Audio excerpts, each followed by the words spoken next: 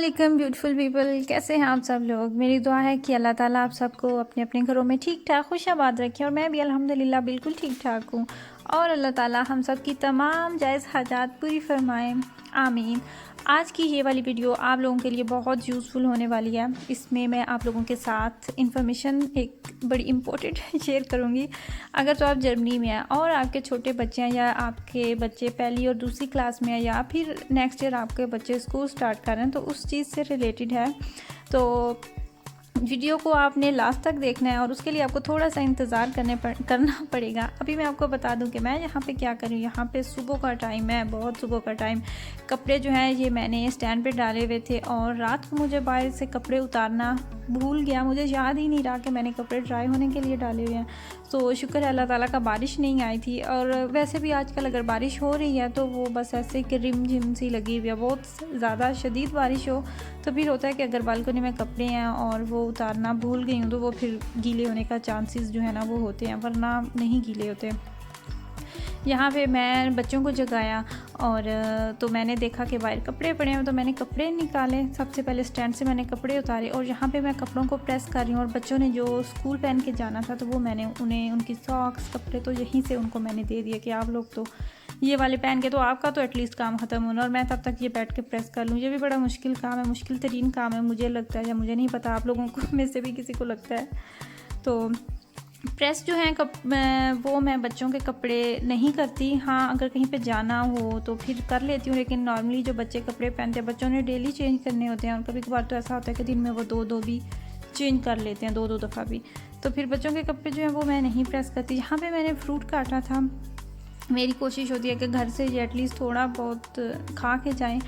अब राज तो कुछ भी नहीं खाता घर से, जब स्कूल जाता है तो उसने वहीं पे जाके नाश्ता करना। तो यहाँ पे मैं मिराज के लिए मैंने एप्पल काटे और साथ में मैंने ग्रेप्स रखे हैं ताकि एटलीस्ट आप तो कुछ खा लो।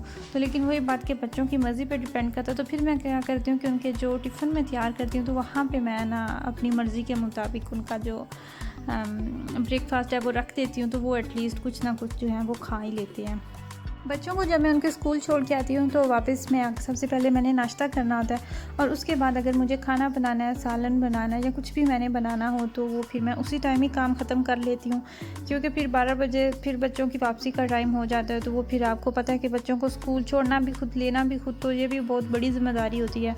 तो फिर जो सेकेंड टाइम होता है वो भी होता है कि बहुत कम ऐसे दिन होते हैं जिस दिन आपकी कोई अपॉइंटमेंट नहीं होती, वरना तो अपॉइंटमेंट्स जो ना पूरा कैलेंडर जो होता है ना हफ्ते का वो फुल होता है कि इस टाइम आपने वहाँ पे जाना है, इस टाइम आपकी उस जगह पे अपॉइंटमेंट्स है। लेकिन आप यकीन करें कि इतनी ज़्यादा यहाँ पे काम होते हैं, इतनी ज़्यादा ड्यूटीज़ होती है ना मदर्स की कि पूछे मत। सोच के तो एक दफ़ा जो मेरा है ना माइंड जो है ना वो इतना हो जाता है ना कि जब मुझे पता चलता है कि एक वीक में अगर 2 से 3 अपॉइंटमेंट्स आ जाए ना बच्चों की, तो फिर मुझे ऐसे लगता है कि पता नहीं कितने ज़्यादा काम आ गए और कब ये वाला हफ़्ता गुजरेगा। मैं बना रही हूँ आज लंच में कोफ्ते का सालन बना रही हूँ। कीमा मैंने निकाल के रखा तो मुझे थोड़ा सा टाइम लगा ये डिसाइड करने में कि मैं सादा कीमे का सालन बनाऊँ और साथ में मटर डालूँ या फिर मैं कोफ्ते बनाऊँ। तो फिर आज आके जो पलड़ा था ना वो कोफ्तों का भारी हो गया। मैंने जाके मैं कोफ्ते बनाती हूँ और मैंने इंस्टाग्राम पे भी ये पोस्ट लगाई थी कि कीमे का सालन या कोफ्ते, तो वहाँ पे भी जो आप लोगों के ज़्यादा वोट्स थे ना वो कोफ्तों की जानिब थे। तो मैंने फिर क्या किया कि मैंने कोफ्ते ही बना ले। और जो कोफ्तों की रेसिपी है वो मैंने डिटेल में आप लोगों के साथ शेयर की हुई है। तो बड़ी आसान सी रेसिपी है। इसमें आप यकीन करें कि अगर आप इस तरीके से कोफ्ते बनाएंगे ना तो आपकी ज़िंदगी नहीं, उसके आधे मसले हल हो जाएंगे। क्योंकि पहले तो कोफ्तों का मसाला बनाएं, उनको अच्छी तरीके से प्याज गलाएं, तो फिर कोफ्ते डालें, फिर उनके टूटने की टेंशन होती है, फिर उनको आपने अंदर से गलाना है। तो वो जो सारे मसाइल का हल है ना वो आपको इस रेसिपी से मिल जाएगा। और ये वाली रेसिपी भी आपको ऊपर ऑप्शंस में नज़र आ रहे होंगे, वहाँ से आपको मिल जाएगी। और फिर मैं एहतियातन डिस्क्रिप्शन में भी जो लिंक है ना वो ज़रूर डाल दूँगी। देखिए कोफ्ते मैंने डाले, उसके बाद मैंने कोफ्तों के अंदर प्याज डाले और साथ ही मैंने पानी डाल दिया। तो देखें कि डर तो होता है ना कि कोफ्ते टूट ना जाएं, लेकिन देखें कोफ्ते बिल्कुल भी नहीं टूटते। और जहाँ पे कोफ्ते इतने सख्त हो चुके हैं कि अगर आप उससे चम्मच भी चलाएंगे तो बड़े मज़े के कोफ्ते जो है वो नज़र भी आ रहे हैं और टूटते भी नहीं और अंदर से गल चुके होते हैं और बहुत ही सॉफ्ट कोफ्ते बनते हैं। और शुक्र है अल्लाह ताला का, मैंने कोफ्ते सॉफ़्ट करने के लिए कभी भी इसमें बेसन या फिर ब्रेड या फिर अंडा या इस तरह का कुछ भी नहीं मैं ऐड करती। मेरे वैसे ही कोफ्ते मैं जब भी बनाती हूँ वो बहुत सॉफ़्ट बनते हैं। तो अल्हम्दुलिल्लाह, मुझे नहीं पता क्यों, लेकिन मुझे ये वाला भी काफ़ी मसला होता है। अगर आपको कोफ्ते सख्त बन रहे हैं तो वो भी फिर होती है कि वो मज़े के भी नहीं लगते। लेकिन शुक्र है कि मुझे तो इस मसले का सामना ही कभी नहीं करना पड़ा। हाँ, एक दफ़ा क्या हुआ कि मैंने शौकिया तौर पे कि शायद इसका कोई जायका अच्छा हो जाए, ये बहुत पहले की बात है, मैंने कोफ्ते बनाते हुए उसमें ब्रेड का स्लाइस ऐड कर दिया। तो क्या हुआ कि वो कोफ्ते टूट गए वो एक्स्ट्रा नरम हो गए। तो उसके बाद फिर मैंने कभी भी नहीं ब्रेड डाली, कुछ भी नहीं बल्कि डाला, बिल्कुल सादे मसाले डालती हूँ और फिर इसी तरीके से जो कोफ्ते हैं वो बन जाते हैं। तो अभी मैं आती हूँ अपनी उस बात की तरफ जो कि मैंने आपके साथ वीडियो के स्टार्ट में वादा भी किया था कि मैं आपको एक इन्फॉर्मेशन देने वाली हूँ। आपको इस बात का तो बखूबी अंदाज़ा होगा कि जर्मनी में जो स्विमिंग करना, साइकिलिंग करना और ग्रिलिंग, ये 3 चीज़ें जो हैं ये जर्मनी में बहुत ज़्यादा कॉमन है। ये 3 चीज़ें जर्मनी की वजह से हैं या जर्मनी इनकी वजह से, मुझे नहीं पता। हाँ, घुड़सवारी भी यहाँ पे लोग बहुत शौक़ से करते हैं, लेकिन वो इतनी फेमस या फिर हर बंदे के बस की बात नहीं, हर बंदा नहीं भी कर सकता। लेकिन ये वाली 3 चीज़ें जो है ना, ये बहुत कॉमन है और ये आपको जगह जगह पे नज़र भी आता है। स्कूल जाने से पहले आपको स्कूल की तरफ से एक लेटर मिलता है और उस लेटर पे कुछ ज़रूरी इन्फॉर्मेशन होती है कि आपके बच्चे को स्कूल आने से पहले ये वाली आदतें आपके बच्चे में नहीं होनी चाहिए, या ये वाले काम जो है ये उसको मस्ट आने चाहिए।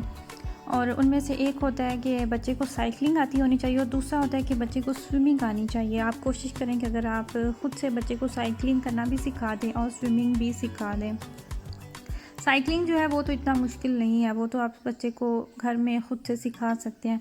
लेकिन स्विमिंग जो है, स्विमिंग मुश्किल होता है कि आप बच्चे को किस तरह सिखाएं। और जब आप स्विमिंग कोर्स के बारे में सोचते हैं तो आपके माइंड में बात आती है कि स्विमिंग पूल्स जो होते हैं वहाँ पे क्लासेस होती हैं, स्विमिंग कोर्सेज़ होते हैं स्पेशल बच्चों के लिए, एज वाइज ग्रुप्स होते हैं। तो वहाँ पे आपको रजिस्ट्रेशन करवानी पड़ती है और वहाँ पे जो रजिस्ट्रेशन होती है उसके लिए आपको 1 साल, 2 साल और बाज़ औक़ात तो आपको 3 साल तक भी लंबा इंतज़ार करना पड़ सकता है। तो फिर लोग क्या करते हैं कि लोग प्राइवेट क्लासेस रखवाते हैं अपने बच्चों की।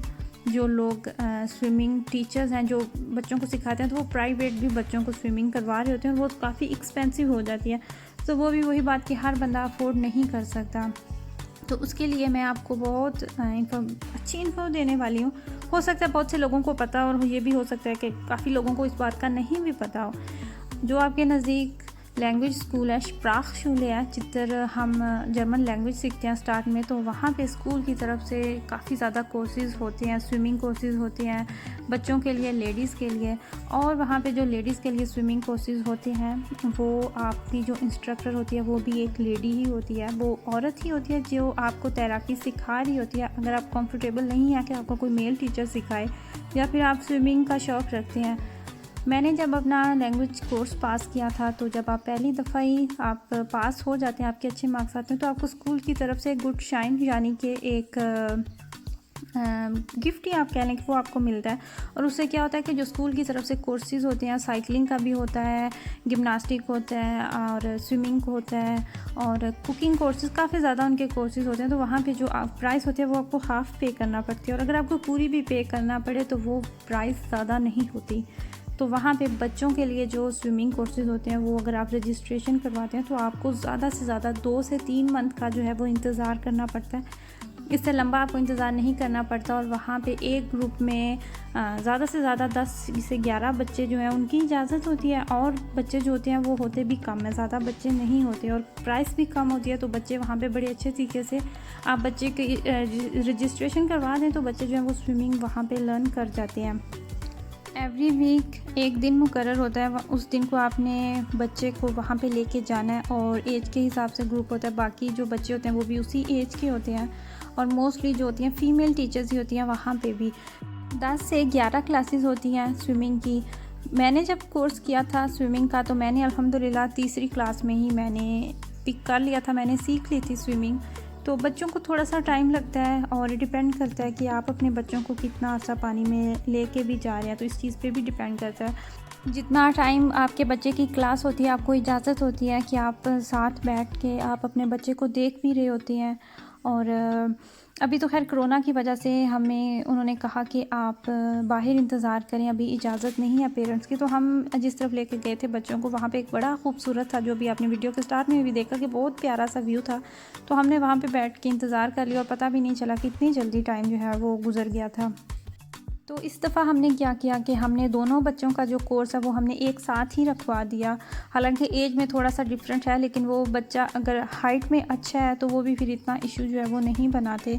तो अभी क्या हो रहा है कि हम एक ही दिन है, एक ही टाइम है, तो दोनों बच्चों को वहाँ पे लेके जा रहे हैं। रजिस्ट्रेशन के लिए आपने क्या करना है कि आपके नज़दीक जो भी प्राकशुला यानी कि लैंग्वेज का स्कूल है, आपने वहाँ पे फ़ोन करना है या फिर आप डायरेक्ट वहाँ पे चले जाएं।